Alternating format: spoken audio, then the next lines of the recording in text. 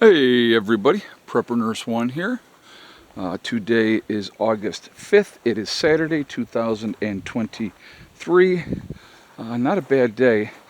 A lot of dew on the grass this morning, so actually as soon as I get done making this video, I'm going to start cutting grass. It's getting a little bit longer again, so that's going to be my fun, exciting agenda for today.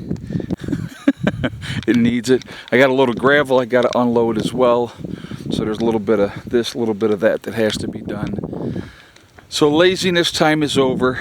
Time to get some work done. So that's my game plan this fun Saturday. All right, I want to talk to you guys about something that I think is really, really important. All right, we're going to talk about farming, gardening, and those type of things. I just did the collaboration video with Heavenly Hills Homestead. And he is obviously, you can tell, he knows what he's doing when it comes to growing, okay? I have talked many times about gardening.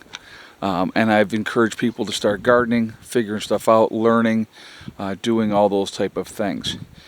Now, in my opinion, when it comes to gardening, 90% of gardening is soil. If you have good soil, you're going to be just fine. Now, where we're at here, we have a couple of inches of decent topsoil, and then it's clay. And I'm going to show you over here kind of as an example. Okay, so we have this area up here where we have the blueberries.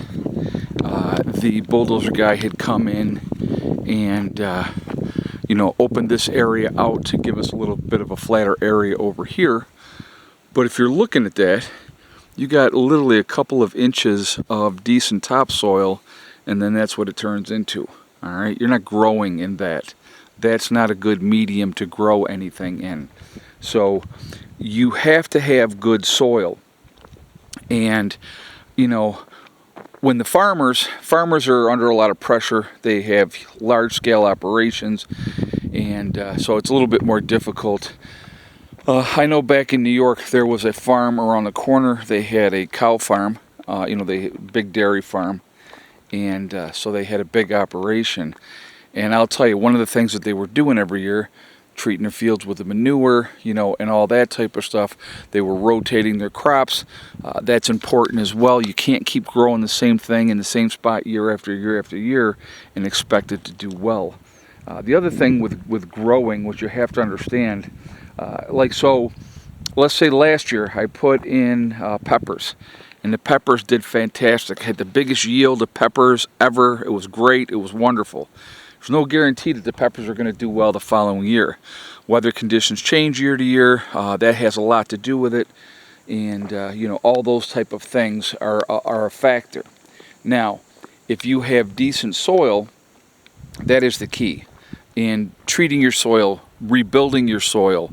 I'm going to give you a great example of something that is absolutely fantastic for your soil, and every year the majority of you bag it up, put it out on your corner, and let the town come and take it, or the city come and take it, and you get rid of it. See those beautiful leaves on those trees? Every fall those leaves fall down onto the ground. What that ends up doing is it composts back into the earth, really enriches the earth, makes it a lot better.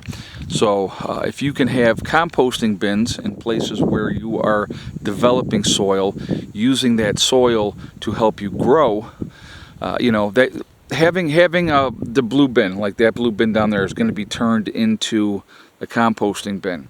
So when you have that, and you can start putting those leaves in there, putting your scraps from your, when you're like with your lettuce and your celery, all those type of things.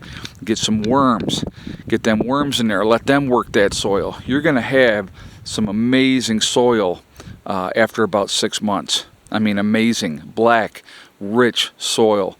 I remember living in Greece, New York, and the town, what they did with those leaves and sticks and all that type of stuff every year, they composted it. And you actually living in the town of Greece, and even though the taxes were outrageous, you could get a load of soil delivered. They deliver it to your house, dump it in your driveway, or wherever you told them to dump it, and it would be the blackest, richest soil, which is a perfect medium for growing.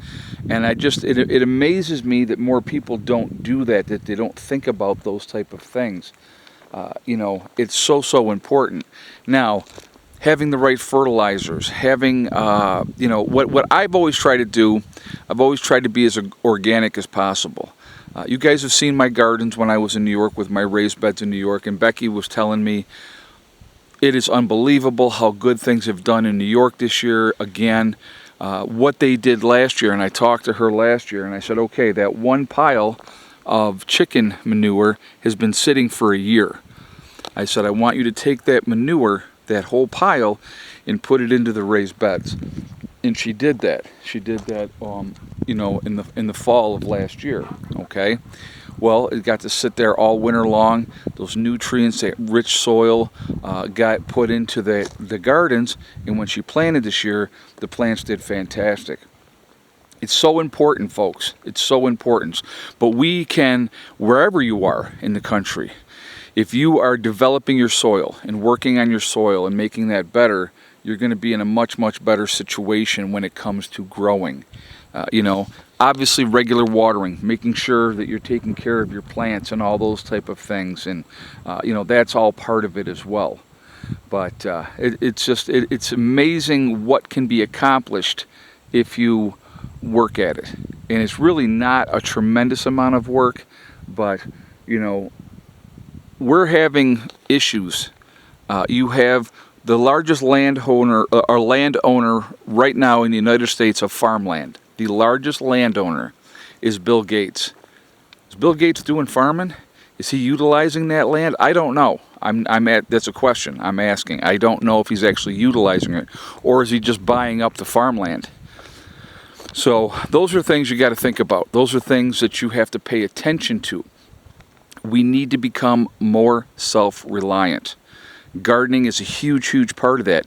When you're growing your own crops and you're growing your own food, and you have that, number one, that food tastes so much better. That's number one. Number two, you know what went into your food. There's no artificial no Monsanto's, hybrid crap. You know what's in your soil, you know what you're growing. Also remember, year to year, your yields are going to change. They're not always going to be the same. The weather's going to change. Every year is different, like I said. So those are things to think about too. So don't overplant one thing thinking I'm going to get this great big yield. You have to be diversified in your planting and what you're growing and what you're doing. So some things to think about. I definitely want to hear your feedback on this. I'd love to hear what you guys have to say. Remember, folks, we truly are all in this together. We are one race called the human race. As soon as we figure that one out, we truly will be in much better shape. Also, remember to hug and kiss the ones that you love. Tell them every single day. Tomorrow's not guaranteed. We never know what's going to happen in life, so it's really important that we tell the people that we care about every day how we feel.